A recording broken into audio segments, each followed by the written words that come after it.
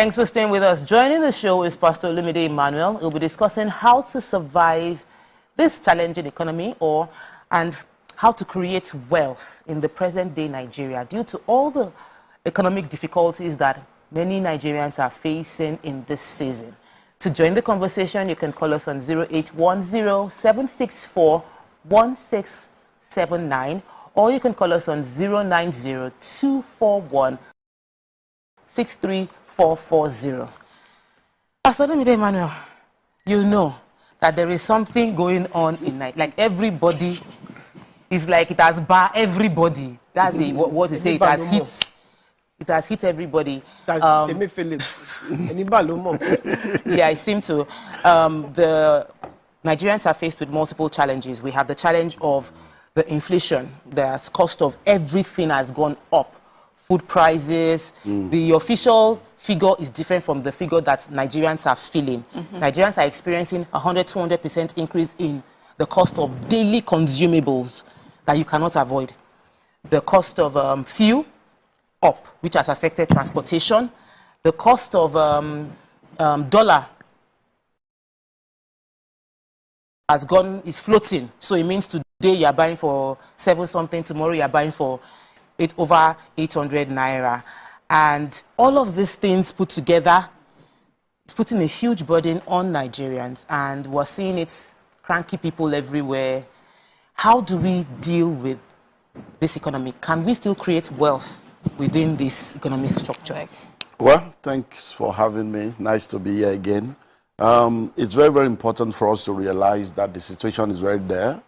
There is no doubt about that. But we also have to face reality of the environment that we operate in. So the first thing I want us to understand is that it's not going to get better, so that we'll not keep having these unrealistic expectations. If you look back at our democracy since 1999, we have never had a better government. So go think back 23 years. It keeps getting worse. It keeps getting worse. It has never gotten better. So we need to have that reality behind us while we are looking at the future. Because see, life is lived forward but understood backwards. We have never had a better government. So to believe or expect that, oh, this one will be better than the former one, you're going to be setting up yourself for trouble. So that's number one mindset you need to have. It's not going to get better. Even when we look at it prophetically, darkness will cover the earth, gross darkness the people. So it's not going to get better. But we're going to go through what has happened with this new government is that they are making the right decisions. Now, the right decisions they are making is going to make things tougher. But if we are able to weather the storm, there is light at the end of the tunnel. With reference to subsidy, I wish that with reference to subsidy, we have all accepted the 2012 verdict. Because Sanusi was crying. Was it Okonjo Iweala? They were all crying. They gave us the figures. But this same APC government and many other people were against them. Today now, some people are fighting. This subsidy is a fraud. We all know it has to go. So anyone that is saying they should not remove subsidy, you are not being realistic. Because we are at the bottom of the bottom of the bottom. So subsidy must go. The challenge is always, should it go now? What do we need to put in place before it go? All those are stuff we will discuss with time. But that it must go, it has gone. Number two, the floating of the dollar. It's a good decision. But one thing we need to understand is that there's what we call the gestation period for every policy. When a policy is made, it takes between 6 months to 2 years, all other factors being considered, before the benefit of that policy begins to come. So all these ones we think things are tough. It's not tough. We have not started. So don't even disease, you have not started, because we are just less than 2 months in the policy now. So it is when the policy goes through its gestation period. So for the fuel subsidy, for instance, it's going to go higher and higher. Then when all the fuel that people that have given licenses have come in, then it can begin to go down. But don't forget that we don't have any refinery. We have not been able to have one refinery in almost 40 years. Yet an individual did one in less than 4 years. Another one is doing one now that will be ready in another 4 years. It shows that we are not ready. So for you to be expecting that government will do something for you, you are fooling yourself. The government is not there to help you. So you have to think of how to help yourself, which is where survival strategy now comes in. So my own advice for individuals is to understand that the principles that makes for surviving and thriving in any economy has never changed. There's nothing you're going through today that people have never gone through before. They survived it. If we survive lockdown, we'll survive this one. We just need to face reality. And the reality is twofold. increase your income or reduce your expenditure. But many times people always think of increasing income alone. Reducing your expenditure is a major aspect of surviving any economy, because the income will not necessarily increase if you don't have value that you are offering that will demand money to flow to you. So if you are earning salary will not increase. They will even most likely sack you. Because if I'm to advise an entrepreneur right now, entrepreneurs should be making the tough decisions. Tough decisions includes letting go of people that you can survive without. Letting go of people so that you can be able to have a lean operation and then be able to survive as a business. So that means you that think that things are tough, that the salary is small, you most likely even lose that small salary, because entrepreneurs will have to make the tough decision. So number one is reducing your expenditure. And I want to deal with the major aspect of life. And please listen to me objectively if you want solution. Everyone needs to understand that majority of what you are spending money on, you don't need to spend money on them. You are spending money on them because somebody has programmed you to think that way. And until we go back and face reality, we're going to remain. So let's go to the major thing. Food, clothing, shelter, academics. Those are the things that take money. So let's break it down. Number one, food. You say 3 square meters. Is 3 a square or a triangle? Who told you you must eat 3 times a day? That's part of the setup. So we have all been breakfast, lunch, and dinner. Where? Who told you that? Who defined it such? So even when you are not hungry, you are asking for food. You ask them, hey, where's my lunch? Are you hungry? Hey, but I've not eaten lunch. Must you eat lunch? So everybody must go sit down as a family and say, okay, in this family, from today, 011, 101, 001, whatever, you must reduce your food. Because you eat to live, you don't live to eat. If you eat once a day, you will not die. You're going to go through a period within 2-3 weeks, you will adjust. You'll be shocked that once a day is okay and you'll be healthy. Once you eat well, that's on the food aspect. On the issue of clothing, we don't need to talk too much. Most of the time, it's self-esteem issues. People don't even know what you are wearing. There's what we call the 20-40-60 principle. When people are in their 20s and in their 30s, most of the decisions they make is based on what people will say, how people will feel. By the time you get to your 40s and 50s, you don't care what anybody is saying. By the time you become 60, you realize that nobody was even saying anything in the first place. You are the one setting yourself up. How many times have you done a wore shoe and nobody saw? That you now told them, you didn't say, myself, you do shoe. Your husband will give you money to go to salon. And you will return and he will not even commend you because he has forgotten. There are many things the man is thinking of. It's not that you went to do hair. So most of the things we are spending money on. All the clothes you have in your wardrobe, your bungalow is in your wardrobe. All the clothes you have in your wardrobe, how many have you worn? All through lockdown, what did you do with those clothes? We are bag and shoe to match. Our destiny is not matching our bank account. We are wearing both straight. Our life is not straight. Amen. We are wearing 3-piece suit. We don't have three-story building. We need to cut down on all the waste and excesses. Then let's go to shelter. Now you have a wife. Many of us grew up in room and parlor. You want to stop him? Husband, wife, and 5 children. We grew up in one room. We grew up in room and parlor. We survived. Cutting was what our parents were using to survive. They didn't have car, they were happy. Now you have cars, you are sad. Now you are in duplex, you are frustrated. Why? Because we have built our appetites over the years based on materialism, what people will think, what people will feel, and we have set ourselves up. You'll be amazed that in Lagos today, the illiterates are the landlord, the educated ones are the tenants. All those people we call illiterate that we think they don't have brain, they are the ones buying land, building houses. You now, you go and park a 14 million naira car in an 8 million naira rented apartment. You think you are a big boy. You lack understanding. And the tenant will be calling you a guy tenant. Landlord will call you a guy tenants. So we need to cut down on houses. Any room you don't need is not your own. Abroad, they do fostering, they rent out room. It's time for us to begin to think, okay, this one now, do I need to move to Ibadan? Do I need to move to Ogun State? Do I need to move to a cheaper place to save my destiny and save my family? Because it's not going to get better. Do I need to move from 3-bedroom to 2? Or from a duplex to a flat? Do we need to cut? That is what needs to happen. Then let's go to education. Before we go to education, sir, let's take a break. Please drink water. We'll be right back.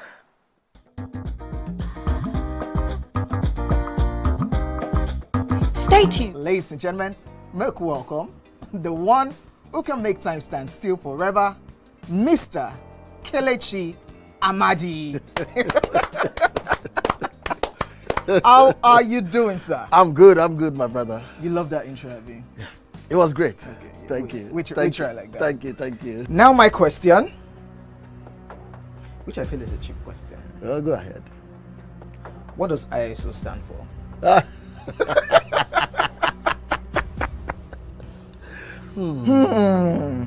That is it.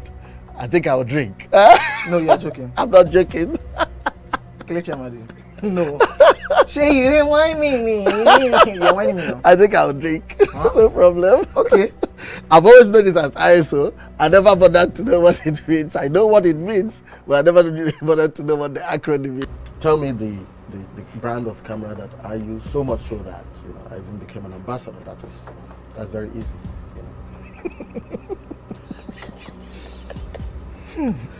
Very, it's out there. It's supposed to be, yeah.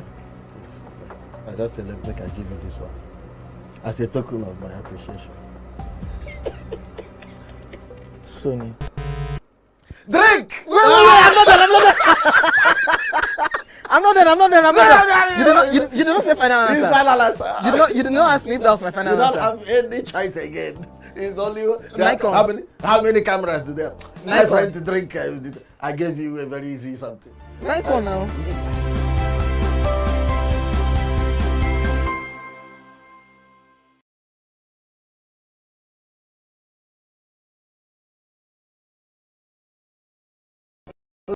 Ladies and gents, welcome the grand comedian of the Federal Republic of Nigeria, Gbenga Adeyinka the first. OJ right here, 7 of 7, like you already know. Benga right here, 7 of 7, like I'm beginning to know.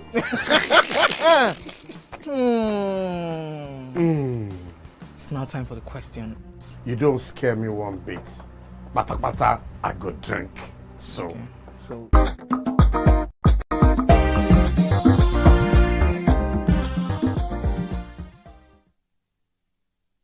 Welcome back.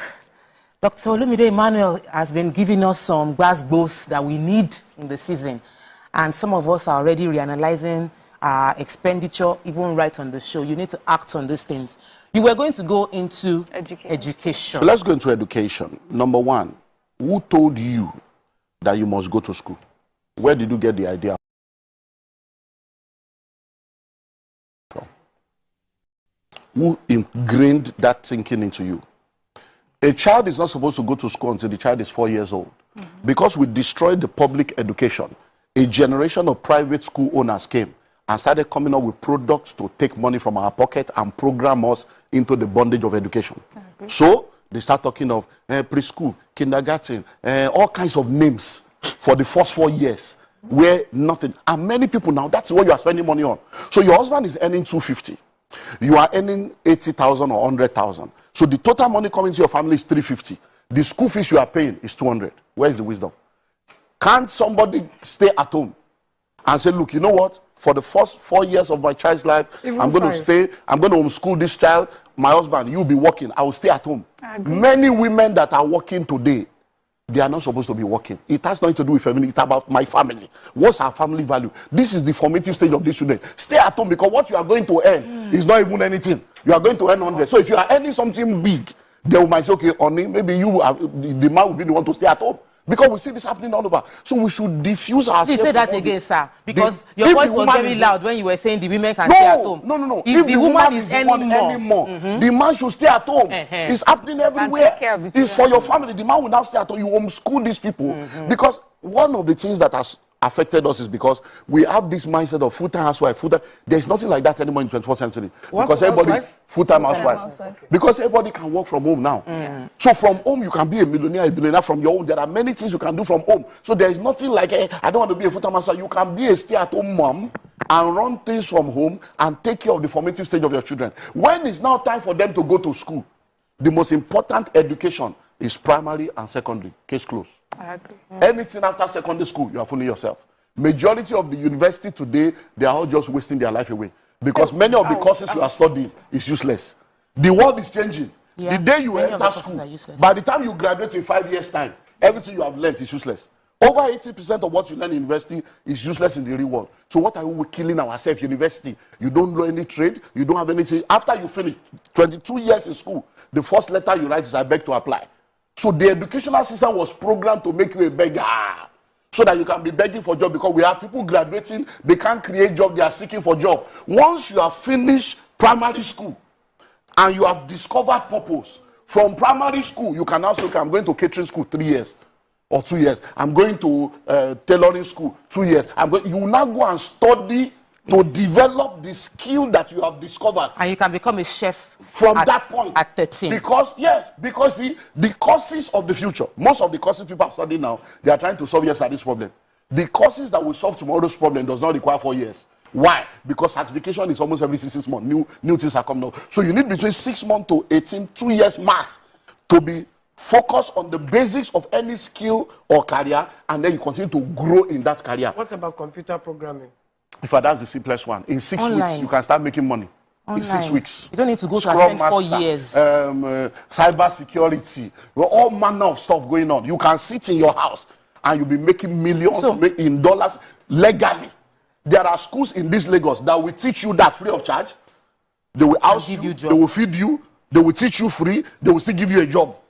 And then you will pay back when you get a job over a period of time. School free in this Lagos. People are not looking for that. They want to go and do 4 years, and then 4 years that will become 6 years because it's the programming. Because when we're growing up, our parents want you to be a doctor, lawyer, engineer. All those courses are useless now. AI is taking over. What I'm hearing you is we should about law. Law is we should there is nothing called law, but it's expired. They are all expired courses. Law, medicine. It's about AI is doing it now. Watson will take over. The law you are studying law in Nigeria. When you get to England, you can't practice. You have to acclimatize to their own. You do their bar. You go to America and say, but the software now, AI, will be a global lawyer that has every law of every nation and understands every language. So which law are you reading? We are just wasting time. It's a programming that we have not yet understood. And we are still following that assembly line. So I argue with all this medicine. I won't leave law. Medicine. You actually need to go and study medicine. Auntie Yenny, there are AI now, there are robots now. We are in the fourth, in fact, we are in the 15th doctorate of Auntie Yenny. That I will put the machine on your body now. It will tell me everything about you from A to Z, from A to T, the state of your kidney, your liver, your lung, and the treatment you need to have. Do you know there are tablets you can take now, just one vitamin? Everything you need for a whole day is inside. You don't need to eat. Sir, I agree with most of the things. And you'll be okay. So I'm not saying that those things will not be needed, but the number of people that are going in there will be left stranded. Because by the time you come out, we need 50. There are 5 million of you. You will now be stranded. So we need to begin to think differently. Yeah, that's it. I get because that. the way forward is you must be a value creator. Many people are in the marketplace, they are not offering value. They are just going to collect. And what does it mean? Money flows in exchange for value. What is value? Meeting needs, solving problems, and answering questions. So you must have something you are offering your generation that they are paying you for. People don't employ for activity anymore. They employ for productivity. You know you are an entrepreneur. Do you know how many unemployable graduates we have in Nigeria? They can't speak good English. They can't write letter without correction. They didn't go to school. And these are the and you are talking to they went to school. They went to school, but school didn't go through them because most of these schools they are not teaching them anything. They are just buying handouts. I agree with you. Do you have an idea of the Nigerian university? 300 people in the class, 120 people in the class, 80 people in the class. Lecturers don't come. They don't even come. These are the realities. Why are we deceiving ourselves? You now say my child is in this, is in that. Then we now say it's a and private. Borrowing money to pay is for a private university. This one is a private this. This one is a Christian. There is no Christian school. There's no Muslim school. Mariam wants to just jump in a bit. Okay. So, you know, I think you're my favorite guest. Every time you come, I learn a lot. I just want to, maybe let's just clarify this education thing. I know the message you're trying to put across, but I feel that there's such a generalization. Some people will be confused and think that university education is a no-no. I'm trying to understand that you mean the state of our tertiary education right now, because of the way it is, we need to look for other alternatives to educate ourselves. That's what you're saying. Now, what I'm saying is this. Because, let me just add this, because this AI you're talking about, those people that have created this, they went to university. Now, so listen. Please listen. I have 2 master's degrees, I have 2 PhD. Not all. I went to school, so I have 2 PhD. So I'm not saying that you should not go to school. I'm not saying that you don't need education. But when you are going to school, be going to school because you really need it. Be going to school because it is important to help you to become who you are supposed to be. Many people already discover what they are supposed to do. I'm supposed to be a fashion designer, but because of this programming, you want to first go and do medicine. Yes, sir. Then you now come back to that. You want to first do architecture first. That is the deception I'm talking about. And then when you are going to school, don't go to school based on the programming of the courses you think will help you to be marketable. Go to school to study the courses that will help you to solve the problem of the world you are living in. Many of us are mirroring our parents' dreams and desires. That's why the popular courses Now, do you know that in our own days, if you have told your mom you want to be an actor, an actress, they will have said you are a prostitute, they will have said you are doing this, you want to be a footballer, they will say, hey, God, who did this to me? But now, we are in the same case now. If a child comes to you now and say, Mom, I want to be a drone pilot, will you agree? If your child comes to you today now and say, I want to go into robotics, will you agree? I want to be a graphic artist, will you agree? Because in your consciousness, being a graphic artist is not a career. It's graphic artist, they draw picture. That is the program that we have all been programmed in. The colonial masters messed us up, and we are messing up the next generation. Because think of it. Every time you ask a child, what do you want to become? Majority of them tell you they want to become something that requires them to go and get a job from somebody to get a salary. That's the programming I'm talking about. We have been programmed to go to school. The education sector, as it is today, was not set up to help you. It was set up to create workers for the marketplace for capitalists. So it's for us to now know that, look, I'm not going to be a pawn in that. I'm going to go to school to learn to earn, to learn to develop my skill so that I can be skillful, to be able to offer value so that money will flow. Okay. Toby wanted to throw in something. Yes. Are you going to education, or you're doing? He has hinged on it. Because, sometimes I feel like this programming that you speak about has been so in-depth in our hearts. Yeah. And it's difficult to step away from. So for our viewers today, step by step, how do you advise that we can move away from this programming that generations have passed down to us, understanding that it's important to go to school? It takes a lot. So I'm not going to tell you it's easy.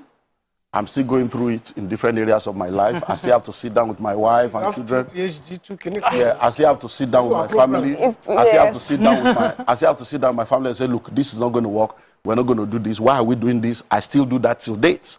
And it's just the reality. So number one, if things are ideal, and we don't live in an ideal world, if things are ideal, when children are born into a family, they are supposed to be born into a functional family where the parents themselves have understood themselves and they understand parenting. Unfortunately, children are giving birth to children. Yes. So dysfunctional people are marrying each other, raising children in a dysfunctional environment where it's a generation of dysfunctional people. Exactly. The parents themselves don't even know better. They are confused. They don't understand. So if it was an ideal situation, you would have known that this child that is being given to me, I have been given the custody. It's not my child. I've been given the custody of this child for 18 years. And the person that gave me this child has a template for this child before the child was sent to me. So I'm supposed to go back to the creator, say, this child you gave to me, what is the template? What's the purpose for this child? And then I'm supposed to be sensitive and observant to identify the traits in this child, because you can't raise every child the same way. So that I can now channel that child in that direction and help that child to discover himself or herself. So that by the time the child is 18, the person is a full-blown adult that can move on his or her own. But because we don't have that system, and many families are dysfunctional, we are still raising people at 25, at 30, 28. People are still in their parents' house asking for breakfast, lunch, and dinner. Stay in one room without paying, and they say it's my parents. And we don't know that. When you look at the Western world, by 18, they send you out. You are gone. Because anything that, you start paying anything after 18 is in the podcast. You have only 18 years. 16. Yeah. 16. So, but because we don't have that, at 23, we are still following them to interview. At 25, we are still trying to, and that is why we are raising children. Look at marriages today. A lot of men are children. A lot of women are children. It's because they have been mummified all their life. They have not been allowed to face the reality of life. So it's a continuous cycle. So how do we step away from that? So it's for all of us that are listening to me right now to begin to realize that, number one, we can do things differently. Go back, identify the things you are doing wrong, identify the areas of deficiency, and come together as a family to make a commitment to say this and this and these are things that will begin to change. E.g., food. In my family now, for many years, 3 square meal has never been part of. My son, even my 10-year plus, the last baby of the house, cannot come and say that, where's my lunch? He can't say that. From 6 years old, he can't say that. He only comes, I'm hungry. When you are hungry, you come for food, we give you food. If you are not hungry, no food. Sometimes he will not eat till 2. You will say, I'll breakfast. I say, no, I'm okay, I'm not hungry. I'm like, wow. It works. So it's a process you have to go on little by little. Little by little. My children are hungry 5 times a day. No, if they are hungry 5 times a day, you give them food 5 times a day. Because you don't raise them with poverty mentality. But let them understand that food is when I'm hungry. Not that I must eat because there is a timetable that somebody has set for me. Is that so? We are not talking of poverty mentality here. Do you understand? We are talking of helping them to understand so that when it's time for them to be able, because there are businesses you will do where you will be on your feet for 10 hours. It's not food you are thinking of. If you don't raise them like that, they won't be able to survive in that atmosphere. Yeah. Where they will need to now be disciplined. I have someone that you say, somebody I'm can busy. now use food to discipline them. Somebody can use food to do all kinds of things to them because they are now hungry. Yeah. So those are the things that, so we need to learn what are the things we have done wrong. And then number 2, we need to begin to make changes where necessary. And I say marriage is one of the most blessed experience and one of the most cost experience of life. If you marry the wrong person, it can be all this we're saying now. If your partner does not support, it can be trouble. I've just dealt with a case this week of a man crying, say, what do I do? These children are still children. I'm telling them that by 9 they should be at home. They are telling me that what do you mean by 9? That's when the party will start. And that they will be back by 11, 12. And my wife said, leave them alone. So that's why the problem. I said, my brother, I can't help you. As long as your wife and you are not on the same page, it's not children issue we should be talking. We should be discussing value system between 2 of you. It's marriage that you need to fix. And they are girls. So girls plus girl, 3 against 1. You are going to lose the battle. So just receive grace. So those are the things we need to begin to do. Identify the problems, identify the gaps, and then make a commitment to begin to do it. And when you fail, don't be discouraged. Put help support system around you to help you to say, okay, we said we are going to do, why are we not doing this? It's the same thing with savings. It's the same thing with a lot of other aspects of our lives. So what I will say to people is reduce expenditure. That's what I've dealt with now, which is, let's look at the hard facts. Housing, education, there are many things to reduce expenditure. Then the next thing to do is now to increase your income. So you now see now, that one is not easy to do if you don't have value, if you don't have skill, if you don't have knowledge. So sometimes you might first have to find the gap. Yes. As I'm sitting here right now, as far back as 2001, I already had a folder. And I renewed that folder maybe every 2 years as I was growing up on things to reduce. So if for any reason I have need to reduce anything now, I don't need, I'll just go, yeah, this one goes. Because I know every money I spend every month in the family, I know that, okay, what am I doing with cable? Well, cable gone. You don't need to be paying any money for any cable station or subscription every month when I can use the internet to still do the same thing. Do you understand? Because you are paying for my internet data, you are paying for cable. The things you are watching on cable, you can now watch. So all those things you notice, okay, we put on diesel generator from this one, okay, no more 8 hours, now 6 hours. You have those. There was a point in my life, in our family, we buy bottled water. For 2 years, we didn't do that. At a point years ago. Why? Because I said, yeah, no more. But because we knew how much was coming to the soul. Everybody should sit down and face reality. Now, think about it. If all of you came here now with low cuts and pattern, will it kill you? You will still look beautiful. But all don't mind, it's them, not me. Yeah, no, of course. But all these hair you people are buying, now you are telling me you will still going to buy shoes. I love shoes. It's what is putting people in trouble. You have 2 legs, you want to buy shoes. This week is like 500,000. Does not spend on hair. Yeah. She spends on shoe. She spends on shoes, so, and travel. If you love shoe, design shoe, manufacture shoes, sell I like shoe. that, yeah. Then begin to make money for so that the shoe you are wearing is from the profit of the profit, the grandchild of the money. You can now wear any shoe you want to wear. Not that they add in money. You go and use to wear shoe, buy shoe that all of you sitting here now. Nobody has ever seen Sir, you. Since you have been on this board, nobody they can except the day that you mention where guys they will now show it. So you are just fooling yourself. We have just about 3 more minutes, and we need to make money. People are busy with their life. They are talking shit. Yes, we need to make money because some people. No, there is no reduction. They have reduced everything that can be reduced. So the only goal is I need more. So how can they make more money in this economy? Money only flows in exchange for value. So number 1, whatever you are doing right now, begin to think of how you can make more money from what you are already doing. You see, in business we have what we call forward integration and backward integration. There are many things that you are doing right now that there are still many more money making inside it. So you sit down and observe your product and your service. So okay, this product, is there another way to make money? So e.g., you have a product, the customer comes and buys the product once. The customer will not need to come again. So for instance, if you are selling food now, they can come every day.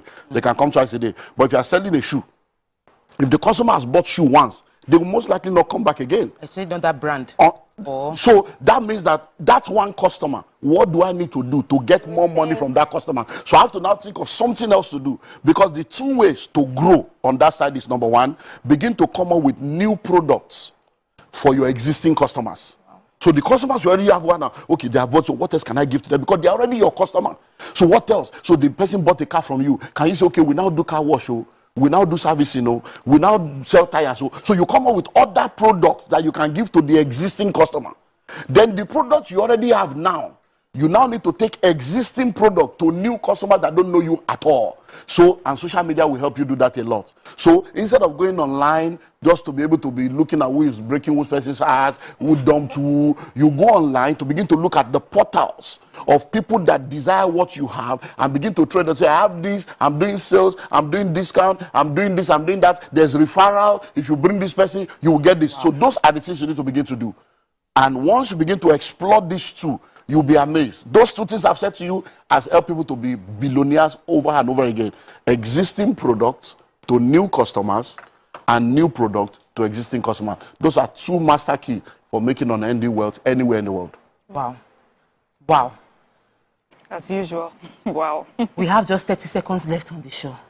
Please, thank you so much, Dr. Olumide Emmanuel. Thank you for sharing. Thank you for giving us a lot to chew on. Yes. On this Wednesday. I am sure everybody in the studio is looking at you like, what just happened? All of us have as usual. Yeah. Right now. So we're going to go and listen again. Please do the same. And don't eat too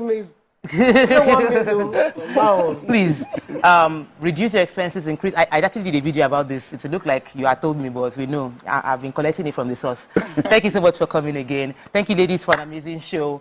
Guys, go on social media, watch again and again, and till we see tomorrow. Remain blessed. Bye.